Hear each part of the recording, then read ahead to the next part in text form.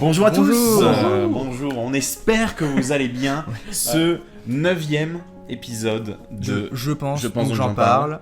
Aujourd'hui, on reste sur la même idée évidemment des Je pense donc j'en parle, mais un seul gros sujet, on va dire, à plusieurs facettes, qui va être principalement, tu avais dit comment le futur de l'industrie du vidéo. J'aime bien ce titre-là, le futur de l'industrie du vidéo. Donc voilà, on va un petit peu débattre, divaguer. N'hésitez pas à joindre le débat dans les commentaires. Évidemment, je ne le redirai jamais assez. Mais voilà, aujourd'hui, parlons un peu de l'avenir de l'industrie, cette industrie qui nous a bercé. Je te propose de commencer, Reb. Ah d'accord. Je te sens inspiré. Oh, je te jette comme ça. On me jette sous le bus comme ça direct sous le bus. Du coup, on voit plusieurs choses après moult débats. Et il y a du coup deux angles. Le premier, c'est que on n'a jamais eu autant de gros jeux qui sortent à l'année.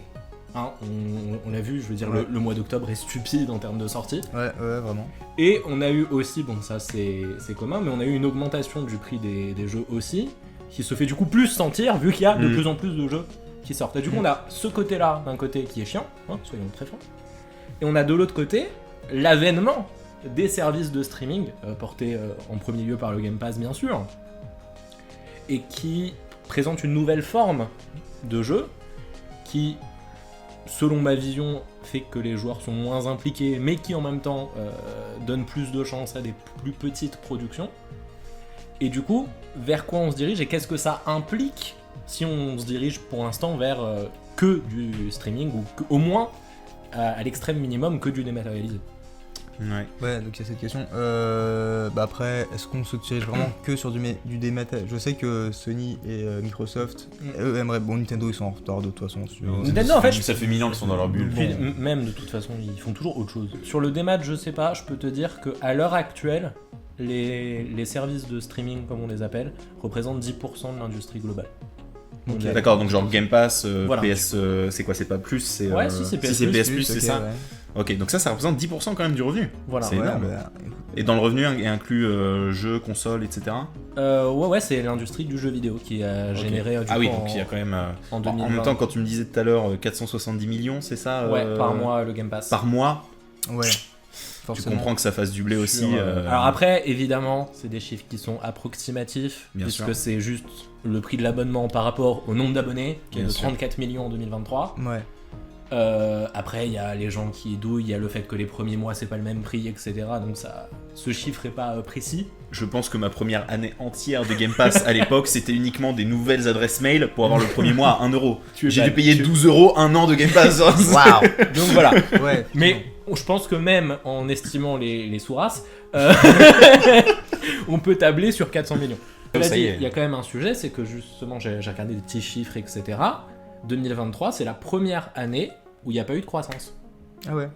Genre c'est resté stagnant, c'est ça ? Ça dépend des marchés, en fait il y en a où des fois ça a pris 0,5 quoi. Oui, mais de en manière France, on a diminué générale... un peu. En France on a perdu 1,5. Est-ce que c'est pas à cause du Covid qu'il y a eu la grosse bulle où Bah tout non, a parce monté, que pour le coup tu regardes 2020, 2021, 2022 ça augmente. Du coup j'imagine que ce serait pas maintenant qu'on se tape les conséquences. Mais du coup, tu vois, le fait que ça stagne d'un point de vue financier, moi ça rejoint mon opinion là-dessus, c'est est-ce qu'on n'a pas atteint un seuil d'amélioration du jeu vidéo ? On a atteint les commus qu'on voulait atteindre, on a atteint les niveaux de graphisme, on a atteint les consoles qu'on voulait atteindre, etc. Et que maintenant, ça va plus être dans la quête de s'améliorer, mais juste de créer, en fait, et savoir créer sur le long terme. Après, il y a plein d'industries qui arrivent à croître sans innovation. Dans l'industrie du cinéma, par exemple. Il n'y a pas eu une nouvelle technologie. Oui, dans mais le cinéma. souci de la différence entre l'industrie du jeu vidéo et du cinéma, c'est que le cinéma, tu présentes un truc à quelqu'un, il le regarde et c'est tout. Le jeu vidéo, t'as quand même l'implication du joueur à l'intérieur. Alors, t'as des jeux qui sont très scriptés, donc le joueur va pas créer son histoire, tu vois. Donc finalement, t'as des jeux, je pense principalement aux jeux Sony en général, qui ressemblent plus à des films. Et c'est d'ailleurs pour ça qu'en général, les films. Non, mais c'est pour ça que les films tirés de jeux Sony sont pas ouf. Parce qu'en fait c'est déjà un film de base, donc pourquoi tu vas te remater les trucs. Ah bah c'est Uncharted par exemple, voilà, je sais que tu l'as au travers de la gorge celui-là. C'est vrai. Donc finalement est-ce qu'on n'a pas, contrairement à l'industrie du cinéma où ils ont pas besoin de se renouveler, est-ce que le jeu vidéo n'a pas atteint une volonté de s'améliorer qui sert à rien. Enfin pour moi tu vois, on parle déjà de la fin de vie de la 6ème génération de consoles, alors qu'on n'est même pas foutu de faire des jeux dessus si tu veux. Donc il y a un moment t'es en mode ça sert à rien d'améliorer ta console, ça sert à rien. Donc je pense que c'est pour ça aussi qu'on n'arrive pas à gagner en thunes. C'est parce que les mecs on peut pas faire plus quoi. Ça se trouve c'est la fin de la montée du jeu vidéo et puis il va rester le king en haut. Après il n'y a pas que l'aspect financier, tu vois, quand je parlais d'implication, nous on est tous les trois passionnés de jeux vidéo, mais est-ce que la nouvelle génération qui va grandir du coup avec ses services de streaming et qui va se retrouver avec des catalogues de 300 jeux, est-ce qu'elle pourra développer la même passion que nous qui avons, tu sais, on a eu des très gros souvenirs sur peu de jeux, tu vois. Ouais, parce que eux, ça finit un peu, c'est genre un peu fast-food, tu vois. Bah en fait, concrètement, ça va être exactement comme les jeux mobiles. Ouais. C'est tu joues à plein de petits jeux, Mais 1 heure, 2 heures. Bon, moi, après, toi, tu fais déjà ça, mais. Oui, c'est déjà ce que je fais, mais bon, c'est parce que je suis un tocard, mais c'est pas grave. Mais justement, je pensais à ça, et même si tu remontes encore plus loin, qui sont pas des époques à nous, mais tu regardes les tout premiers Mario, Tetris, le premier Tomb Raider, c'est des jeux qui ont marqué l'histoire, tu vois. Ouais. Je réfléchissais à ça, je me dis, mais aujourd'hui, tu peux pas faire un jeu qui va Il y marquer a de moins en l'histoire moins du jeu de vidéo. ouais. Ça marche pas. Tu peux faire un Black Myth Wukong qui va marcher du tonnerre, tu peux faire un Helldivers qui va créer une commu de bâtards, tu peux faire un GTA 6 qui devient le trailer le plus vu, enfin tu vois ce que je veux dire. Mais En tu vrai, vas pas créer de jeu. Aux dernières nouvelles, c'est que Rockstar qui arrive encore tous les 5 ans. Voilà, alors on va dire Rockstar, mais parce qu'ils ont créé une sorte de religion autour d'eux, où c'est Dieu, il arrive, il fait un déluge et puis il renverse tout le monde et voilà. Mais tu vois, il y a plus. Alors que quand Tetris il est sorti, ça bouleverse le truc. 3 ans plus tard, t'as je sais pas quoi qui sort, ça rebouleverse le truc. Bien sûr, Ensuite, bien sûr. premier jeu 3D, ça rebouleverse. Bien sûr, ouais. Là, finalement, on te pond un Black Myth Wukong qui est super bien, tu vois. Mais t'es en mode, bah, il y en a beaucoup qui vont le comparer à Dark Souls, il y en a beaucoup qui vont le comparer à ça, il y en a beaucoup qui vont le comparer à ça, qui vont machin. T'as des jeux indés qui sortent, qui eux sont très originaux, mais il y a pas une grosse commu. Donc tu vois, donc t'as plus moyen de créer pour moi quelque chose qui va renouveler l'industrie ou qui va la bouleverser, tu vois. Parce que je pense qu'on est arrivé aussi à un point où genre les gros studios, ils veulent se la jouer safe, ils ont la formule qui marche, donc ils vont moins essayer de révolutionner la formule. Ouais. Là où les indés pourront tester, mais ils ont pas forcément le financement et les moyens pour. C'est ça. Mais je pense que c'est pour ça qu'à l'époque des nouveaux jeux, on va dire des nouveautés dans les jeux, il y en avait plus souvent parce que ça coûtait moins cher en fait de faire les jeux. Ça coûtait bien tout moins simplement. cher. Alors bon, tu mets avec l'inflation à l'époque, ça te coûtait hyper cher quand même, mais par rapport à aujourd'hui, c'est vrai que en fait coder un Pac-Man ou un truc comme ça coûte bien moins cher que coder un On Red avait Dead. déjà parlé dans un précédent épisode des jeux services, c'est aussi que les gros studios se dirigent vers là. Oui. Moi ça me rend fou. Moi les jeux services. J'étais déjà aigri la dernière fois. Capitalisme.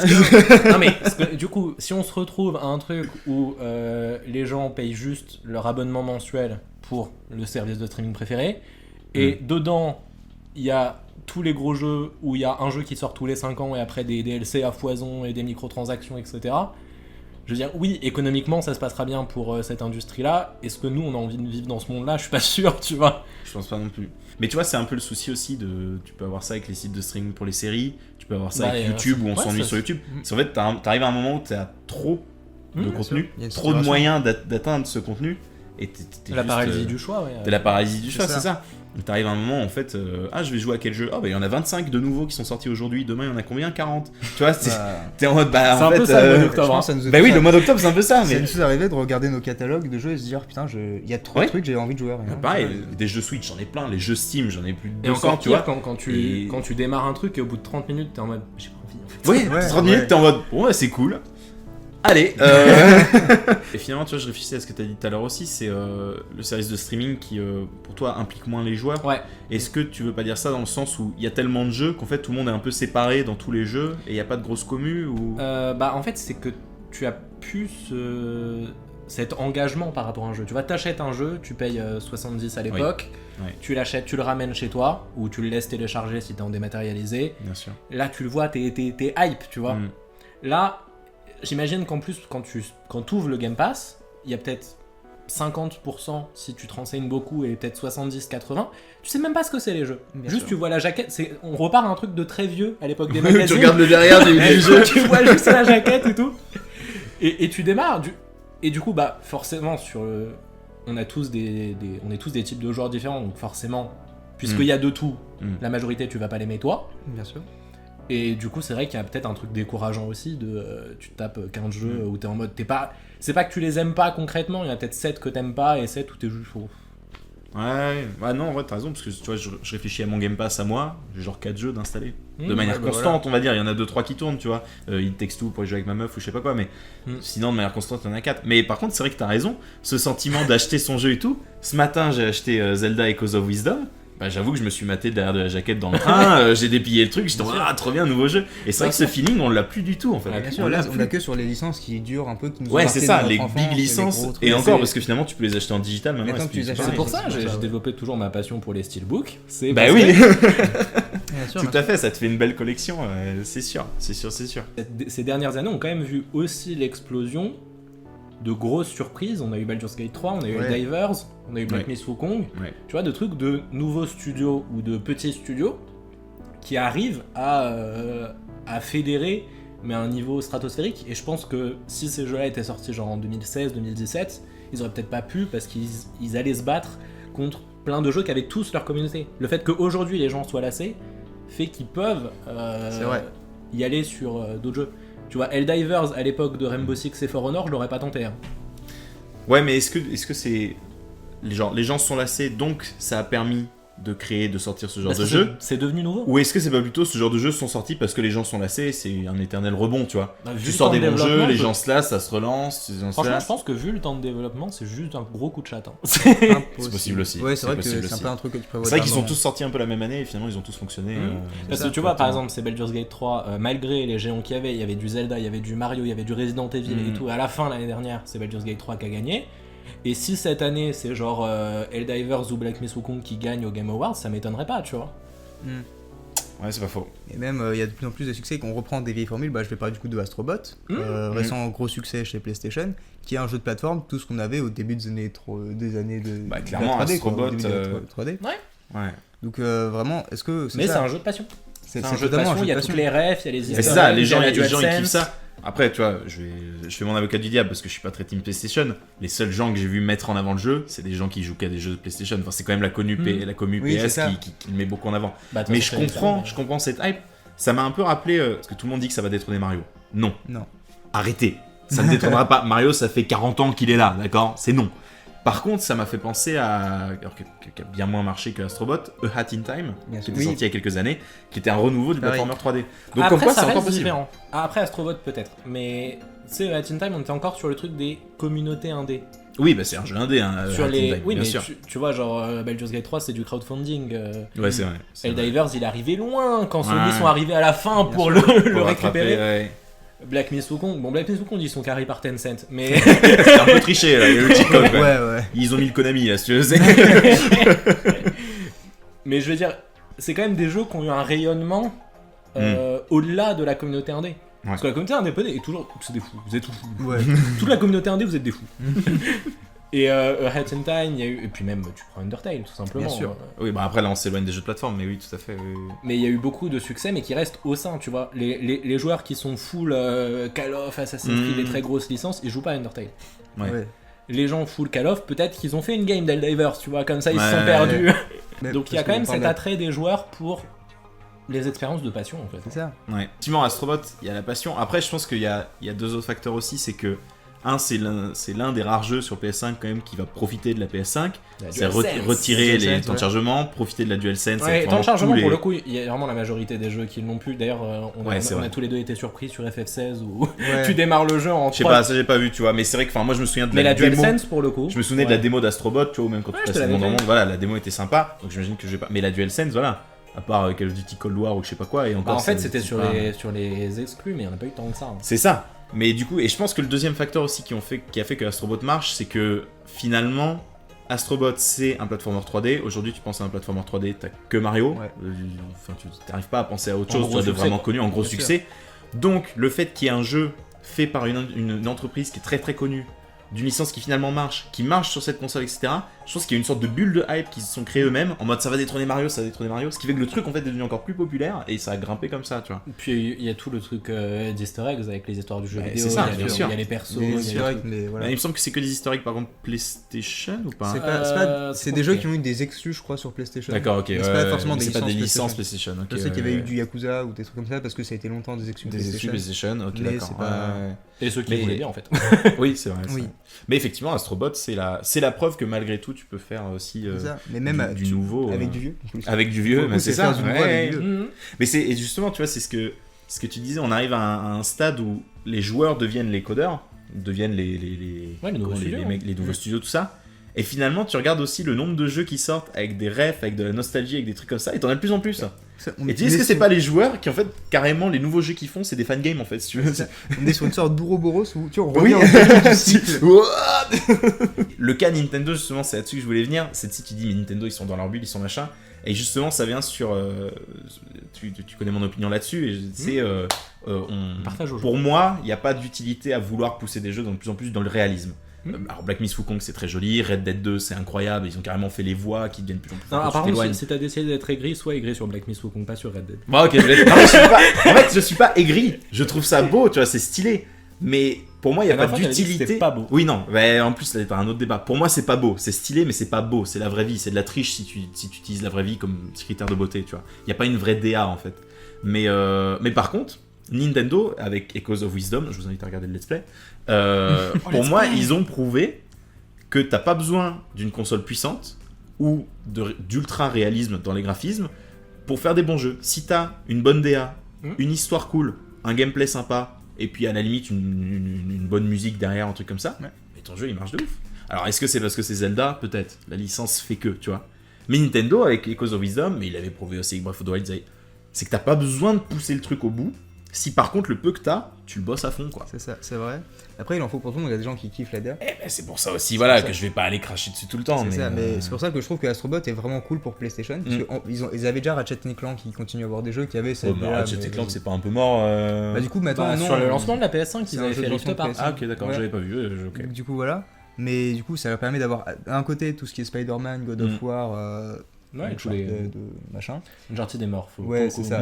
Et bref. Pour le coup, c'est une mort voulue, tu Oui, vois, il n'y a ouais. pas eu de problème et tout. C'est ça. Et voilà. C'est- Et de l'autre, si tu peux avoir du Astrobot, du Ouais. Ratchet & Clank, ce genre de truc. Bah, déjà, soyons très francs aussi, bon, même s'il y avait la démo et un jeu VR il y a longtemps, ça compte comme une nouvelle licence, Astrobot. Oui. Et le fait qu'un géant Oui, c'est 100% une nouvelle fasse licence. encore des nouvelles licences, ça fait plaisir. Enfin, la quantité de personnes qui ont découvert Astrobot avec la démo, Bien sûr. ils Mais savaient après, pas elle que était c'est... installée de base, du coup, j'imagine que quand t'as Ça acheté a ta aidé. PS5, Oui, mais ce que je veux dire, c'est qu'il y en a Tu l'as beaucoup fait, qui ont découvert qu'à partir de là, J'ai tu pas vois. fini, mais oui, j'ai joué. Ah, t'avais joué toi aussi? Ouais, je l'ai pas fini, mais ouais, j'ai fait la démo. Je me dis, oh, c'est sympa, ok. c'est Ouais. Ouais, tu sais, ne serait-ce que, en fait, quand tu démarres ta PS5, ne serait-ce qu'en attendant que l'autre Le jeu que se t'as télécharge, acheté- tu joues à Astrobot. Et pour le coup, c'est là la force de la PS5, enfin des consoles next-gen, mais PS5 du coup, c'est que tu peux jouer à autre chose pendant que ça se télécharge, sans que ça Ouais. bug, sans que ça lag, sans que ça... T'es tranquille, quoi. Ça, c'est bénef. Ça, j'avoue, c'est bénef. C'est ça, j'attendais que Final Fantasy XVI se télécharge et je fais un petit Astrobot. Le niveau entre les deux, Ouais, entre c'est la ça, démo tu vois. d'Astrobot et FF16. Ouais, ça, tu... FF16 Astrobot. qui sort sur PC d'ailleurs. Oui, Ah, tu vois, ça me rend heureux. J'y jouerai Ça, c'est jamais, cool. mais ça me rend Mais heureux. c'est cool. Cela dit, parce que tu l'as évoqué tout à l'heure, et en même temps je voulais pas vous couper, etc. Vas-y. Mais c'est le plus gros cheat code pour rendre un jeu culte, il y a longtemps, avoir une bonne musique. Tu sais, Oui, tu disais les jeux bon Ouais. graphique et tout, genre littéralement une bonne musique, c'est ce qui fait que tu vas te souvenir du jeu. Parce que t'as pas le temps de Totalement. refaire un jeu qu'à 20 ans. Mm. Par contre, écouter la musique d'un jeu qu'à 20 ans, Ouais, ou même parfois juste... Tu vas pas réécouter la musique, mais la musique fait que... Doom. Alors, bien sûr. Doom n'est pas que connu pour sa musique, évidemment. Mais Doom, sans sa musique, on aurait pas su que c'est. Hein. Tout le monde qui joue à Doom ou qui écoute la musique de Doom, ils sont en mode ouais, ça me donne envie d'éclater des monstres, quoi. Et puis, soyons francs, même moi qui suis vraiment pas fan de la licence, j'entends la musique de Zelda, je suis en mode ah ok, il se passe Mais un oui, truc, tu voilà. pars à l'aventure. Il se passe un truc. T'es en mode Mais ah ouais, bah, laisse tomber, c'est épique, tu vois. Tu vois. Après, Mais- aujourd'hui, on arrive à un point où il y a plus beaucoup de jeux qui ont des mauvaises musiques en vrai. Non. Genre, quand je joue à un jeu, je me dis. Mais après, il y a peut-être moins de musique mémorable. C'est ça. En fait, Oui. c'est pour ça. Mais alors pour le coup, vraiment la période genre 2000-2010, il y en a vraiment eu aucune. C'est vraiment les musiques mémorables, c'est des vieux trucs. Oui, mais parce que ça devient la nostalgie. Je finalement. sais que t'aimes sur des Sonic, mais c'est Sonic. Oui. Sonic est là depuis longtemps, tu vois. Sonic ont compris qu'il fallait faire des bonnes musiques depuis le premier. Ah, mais Tu vois. Sonic, pour le coup, s'il y avait une licence où la musique est bonne, peu importe le jeu. D'ailleurs, il y a une théorie qui dit que plus le jeu est mauvais, plus la musique est bonne. Ouais. Bon, voilà, Sonic, ils ont tout compris niveau musique. Eux, ça y est, eux, ils sont sûr. partis, ils ont des teams derrière. Après, t'aimes ou t'aimes pas, mais en tout cas, on sait que c'est toujours une part importante. La Ouais, musique. bien sûr. Bah. Même la promotion, chaque jeu actuellement, promotion c'est t'as des musiques. Ouais. Alors, Shadow Generation, ils ont sorti 3 musiques pour faire la promotion du Bah, jeu. On a fait d'ailleurs avec Damsday aussi le Sonic Symphony à Paris. Ouais. Bah, quand tu vois les gens se lever, mais c'est toujours que c'était un concert, les gens ils se lèvent, ils sautent Ça. et tout sur des musiques de Sonic. Hmm. T'es en mode, bah c'est qu'il y a eu un Ça, impact, c'est quoi. un C'est qu'il y a eu un truc. Première partie, symphonie cool. tu Ouais, vois, symphonie orchestre, sympa et après rock'n'roll quoi. Hard rock, metal, t'es en mode ah putain ouais. Et tu vois, et pour le coup, ça c'est un truc qui diminue pas. Enfin, je veux dire, même si tu connais genre 2 jeux sur les 6 qui sont présentés, le medley de fin des Game Awards, avec Ah oui. tous les nominés, Mais bien il y a sûr. toujours ce truc. Bien sûr. Et pourtant, des fois, ils étaient gays, hein, putain. Les Game Awards, C'est vraiment parce qu'on n'a pas le choix qu'on les regarde. Quoi. C'est vraiment qu'il n'y a que ça, tu vois. Il y a que ça à la télé ce soir. Oui. C'est ça. On se mate quoi? Bah les Game Awards. Ça, Geoff Keighley qui a pris le contrôle. Lui, il de a tout compris. Il a tout compris. Vous le regardez? Bah vous me regardez moi. Sinon vous êtes baisés. Sauf Nintendo. Ouais. Attends qu'il spawn pendant un Nintendo Direct. Ah non, j'aurais trop le seum. J'aurais trop le seum. Ça, j'en peux plus. Tu sais, il y a Miyamoto est là, sur le côté qui arrive. Ah, incroyable. Moi, ce qui fait que j'achète encore des nouvelles consoles, c'est pas les graphismes, c'est le fait de pouvoir jouer à la prochaine génération de jeux finalement. Oui, mais parce que toi, t'es chez PlayStation. Ouais. Donc t'es obligé un petit peu pour les exclus. Xbox, depuis la Xbox 360, t'en achètes plus. Ouais, en puis fait. même, je trouve ça agréable d'avoir une console. Ça, je suis d'accord. Ça, Ça, oui. je suis d'accord. C'est pour ça que je suis toujours avec Nintendo, j'achète les consoles. Je parce que... prends une PlayStation les exclus, plutôt déjà. qu'une Les Xbox exclus, pour les exclus. Mais de toute façon, je suis bien une console. moi. Bah après, tu vois, moi, tout con, hein. Xbox, ça fait longtemps que j'achète plus leur console, je joue à leurs jeux sur PC et tout. Mm. Ma copine, elle s'est acheté la Xbox Series S. Mm. Bon, en vrai, je kiffe allumer la console. Pour jouer exactement au même jeu que sur mon PC, mais il y a un côté sympa Bien où tu sûr. mets sur ton canapé, t'as la télé, t'as la console, t'es en mode... Mm. Mais c'est le même vibe que quand tu t'achètes un jeu physique et que tu lis la jaquette derrière et que tu... Peut-être juste en très court, en conclusion, Bien sûr. qu'est-ce que tu penses qui va se passer dans les 5 prochaines années sur le jeu vidéo? Euh, Tu sais quoi, pour peut-être rendre plus précise la question, qu'est-ce que tu penses qui se passe pour PS6, prochaine Xbox? Allez, prochaine console. Pour moi, Nintendo, ils restent avec leur format Nintendo Switch. Donc- Amélioré, donc Switch évidemment, 2. mais Switch 2. Voilà, il y aura le dock, hop, tu mets sur ta télé et le côté portatif. Xbox, je sais même pas s'il y aura une prochaine console. D'accord. Moi, je miserais pas, PS6 peut-être, mais sur une Xbox, je sais pas combien, je miserais Déjà, pas déjà, ils là-dessus. savent pas faire les noms. Voilà, mais tu vois, moi, je miserais pas là-dessus. Pour moi, Xbox, s'ils en sortent une, il y aura que du démat, ils feront plus la version avec CD et ils vont vraiment se focus sur le Game Pass. Et PlayStation 6, oui, mais vraiment pas prochainement. Dans longtemps. Parce qu'il n'y a pas d'intérêt pour l'instant à sortir une PlayStation 6. Et si elle venait à sortir, je sais pas ce qu'ils feront avec, mais ils ont intérêt à faire quelque chose de différent là pour le coup. La PS6, si juste elle ressemble à la PS5, là ce sera un échec. Je pense qu'on aura vraiment, du coup, ouais. Donc le streaming, je pense, ça va prendre de l'importance, mais est-ce que ça va dominer vraiment le marché? Je suis pas sûr, en tout cas pas prochainement, Ouais. tu vois. Ok. Je pense qu'aussi, du coup, ouais, le dématérialisé va encore plus prendre de place. Hein. Ça m'étonnerait vraiment pas qu'effectivement la Xbox, si on a une prochaine, full démat. PlayStation, je sais aussi que ça les intéresse, mais il faut voir en fait ce que ça leur apporte le physique. En fonction de ce que ça leur apporte, je pense qu'ils pourront faire leur choix. Je vois. Uniformisation du format, peut-être que PlayStation va retenter une console hybride pour la prochaine fois, mais mieux foutu que ce qu'ils ont fait actuellement. Donc tu penses qu'ils prendraient aussi la formule un peu Switch, En fait, c'est que ça me paraît finalement donner être une un peu... possibilité portable en tout cas. C'est ça, parce que ça me paraît finalement être un peu la formule ultime de la console, tu vois. Là où avant on avait longtemps eu vraiment ce truc, t'as les consoles portables et t'as les consoles de salon. Ouais. Même chez PlayStation, hein, t'avais le PlayStation, t'avais la PSP, PS Vita, tout ça. Ça me paraît pas impossible parce que c'est juste trop pratique en fait. Ouais, c'est vrai. C'est juste beaucoup trop pratique. Et ouais, ensuite je pense que pareil, au niveau des licences, ils essaieront d'avoir quelque chose. Là où avant on avait vraiment PlayStation, c'est pour les adultes entre guillemets, enfin voilà, c'est des jeux... Pour les jeux solo en fait. C'est ça, c'est des jeux solo un peu plus adultes. Nintendo, t'as le côté enfant. Est-ce qu'ils vont pas essayer, voilà, avec Astrobot, Ratchet et Clank, tout ça, même maintenant que Microsoft... Varié quoi. Ouais, même Microsoft, tu sais, maintenant qu'ils ont Crash, ils ont Banjo, ils ont Spyro, ils ont tout ça. Toutes les vieilles mascottes de plateforme qui étaient mortes, finalement ils les ont. Donc est-ce qu'ils vont pas essayer de les relancer sur ça? Et même du côté Nintendo, je vois bien tenter des trucs parce que ça fait des années qu'ils ont Bayonetta, enfin la moitié de Bayonetta ils ont 50%. Là récemment ils sont sortis le jeu Emio, Emio je sais pas quoi, qui était un jeu payé 18, Mais il est pas sorti je crois. Ah si, le jeu d'horreur là? Ouais, le jeu d'horreur. Ah oui, ouais, en Il y a eu mode l'annonce, story. mais il est sorti. Non, il est peut-être pas encore sorti, Je sais mais pas si oui, c'est je vois sorti, ce que mais tu veux oui, dire. du coup, ils s'intéressent à Bayonetta, même Astral Chain qui était un jeu pays 16, je crois, 12 ou 16, je sais plus, mais un des deux, qui était vraiment une exclue Switch, donc est-ce qu'ils vont pas aussi essayer d'attirer un public un peu plus hardcore gamer, on va dire? Tu vois, même, même les Zelda, ça touche les casus comme les hardcore... Bah sur les derniers quoi. Avant, oui, pas trop. oui c'est ça, Bien mais sûr. Breath of the Wild, ça touche les deux, donc est-ce qu'ils vont pas aussi tenter de toucher un bon public plus pro, donc hardcore Donc, gamer du coup, et adulte? Toi en fait. t'es plus... Ils vont justement sortir de leur formule.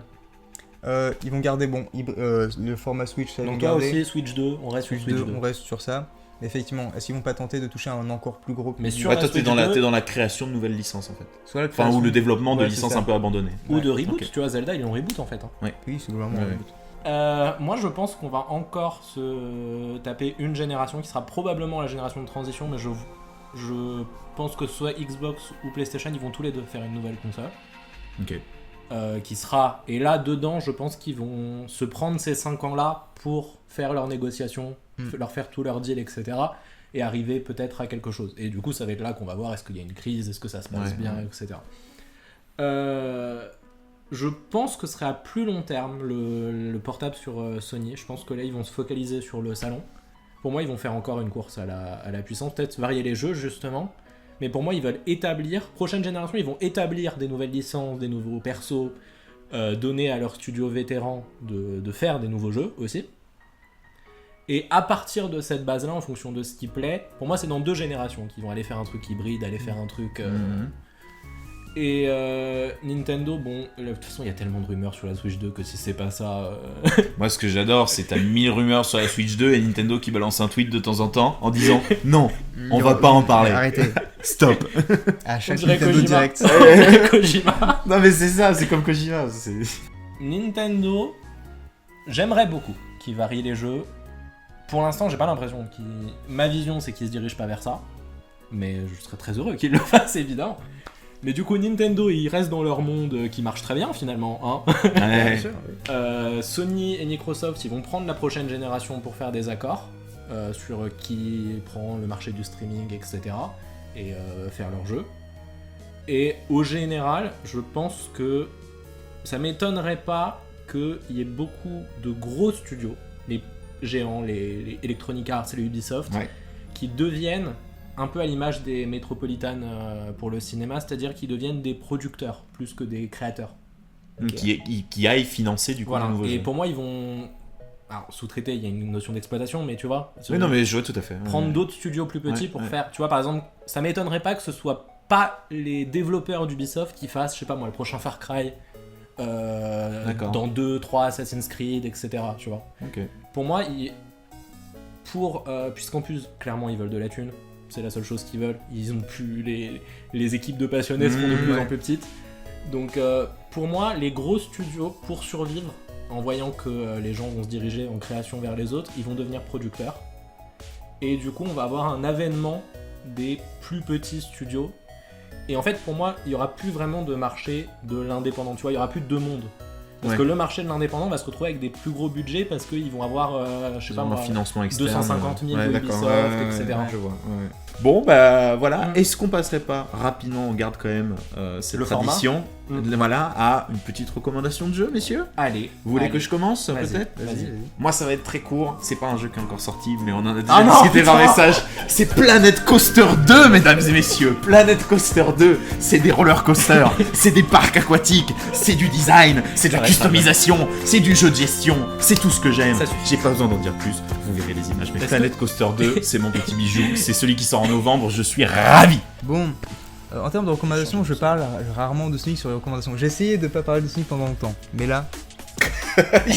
Il l'a là. Il faut que je le sorte. Sonic Rush Shadow Generations, ce sera le meilleur Sonic 3D. Bon, là, Sonic Rush Shadow Generation, c'est la première fois que on voit un jeu Sonic, depuis très longtemps qu'on voit un jeu Sonic et on se dit, il y a aucun défaut. Littéralement, tu regardes les trailers, c'est un Sonic... Bah, sur la partie Shadow, du coup. Ouais, mais même Sonic Generation, c'était déjà de base, c'est déjà pour moi le meilleur Sonic 3D de base. Là, tu rajoutes un Shadow Generations qui est un des meilleurs Sonic 3D aussi de base. Tout est parfait. L'histoire, visuellement, c'est peut-être le meilleur Sonic qu'on a eu.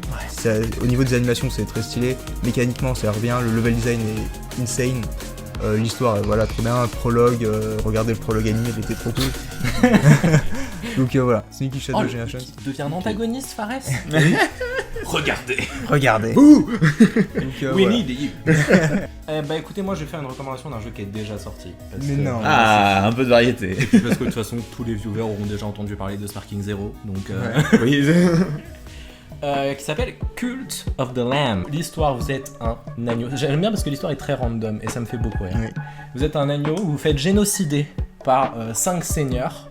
Et lorsque vous décédez, vous rencontrez une entité qui va vous donner les rênes de sa secte, qui va vous permettre d'acquérir plus de puissance. Et du coup, il y a la partie gestion. Et du coup, c'est un jeu qui est très varié, qui a une super DA. Et du coup, j'ai absolument adoré. Voilà, donc jouez-y. Bon, mesdames et messieurs, on espère que ça vous a plu. Nous étions contents de vous retrouver oui. pour ce format. Mais voilà, on espère aussi que ça vous a plu. TikTok, On a aussi une chaîne TikTok. Oh, il y a trop de trucs à promouvoir. La chaîne TikTok, les shorts, le Patreon, donner des thunes. Ok. Let's go. En tout cas, on vous dit à la prochaine. Peut-être d'autres gens bientôt. Hein. Il y a Dante Peut-être qui est d'autres apparu gens aussi. récemment. Peut-être d'autres gens. Ouais. Mais voilà, de belles aventures Exactement. en vue. C'est vrai. Allez, ciao tout le monde. Salut.